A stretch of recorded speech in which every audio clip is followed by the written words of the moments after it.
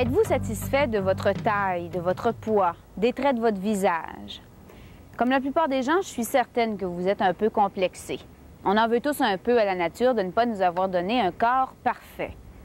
C'est drôle, mais on dirait que ce sont les gens qui sont le moins gâtés par la nature qui se plaignent le moins. Jeanne-Mance Cormier a 36 ans. Elle mesure 18 pouces, 1 pied et demi. Pourtant, elle est heureuse et elle mène une vie presque normale.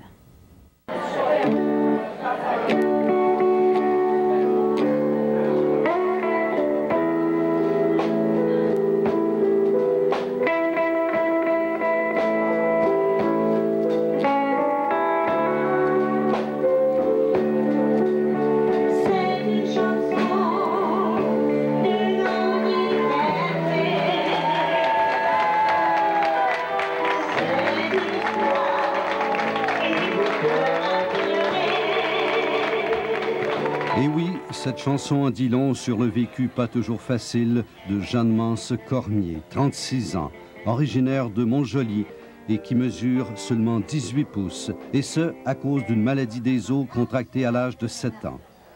Et c'est grâce principalement à l'amour de son public qu'il applaudit depuis 10 ans à travers la province que son handicap physique lui paraît moins lourd à accepter. Mon plus grand problème, c'était quand j'étais plus jeune. Quand j'avais à peu près 7 à 8 ans, j'ai eu une maladie des os. Je me cassais des os facilement. J'avais des os très fragiles, alors j'avais un bras cassé, une jambe cassée, on m'emmenait à l'hôpital, on me donnait des calmants, je ressortais de là. Ça a été ma pire,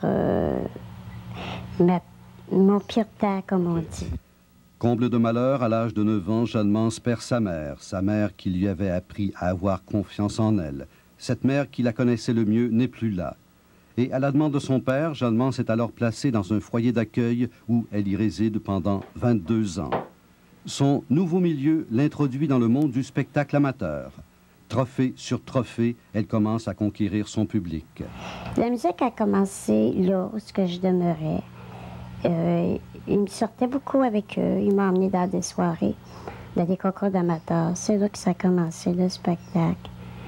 Et puis après, je me suis mis à faire du spectacle. Eux autres me suivaient encore, là.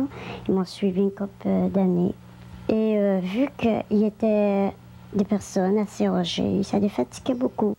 Jeanne-Mance ne peut conduire une voiture à cause de son handicap. Elle publie donc une annonce demandant un assistant pour la conduire de spectacle en spectacle. Mario, ami d'enfance de la région de Price en Gaspésie, accepte donc de remplir ses fonctions temporairement.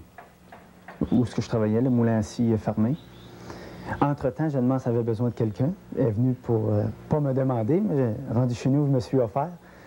C'est là que j'ai dit, je vais aller te remplacer la personne qui était partie, juste pour te dépanner, le temps qu'elle se trouve quelqu'un d'autre. Depuis ce temps-là, je suis avec. De chauffeur et assistant pour Jeanne-Mance, Mario devient son amant, et cela dure depuis 5 ans. Pour Jeanne-Mance, c'est une grande étape dans sa vie d'être en amour et de partager sa vie avec Mario. Ça fait chaud au cœur. Ça complète ma vie. Je me sens vraiment autonome. Parce que je peux aimer, puis je peux être aimée. C'est un gros point dans ma vie que je n'avais pas pensé de faire. Tomber en amour, ce n'était pas prévu. Et mis à part cet écart de taille, Mario 6 pieds 2 pouces, Jeanne-Mance 18 pouces, leur relation de couple est parfaitement normale. Ils vivent le grand amour. On est un couple tout à fait normal, comme les autres couples. On est bien, on se comprend.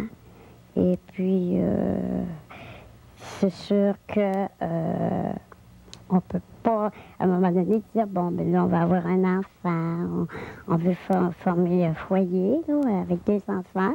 C'est sûr que ça, c'est pas possible, mais on est heureux quand même. Et oui, ils sont heureux. Mais pour d'autres, cette relation peut choquer, peut sembler anormale. Et c'est souvent la première question que l'on pose à Mario.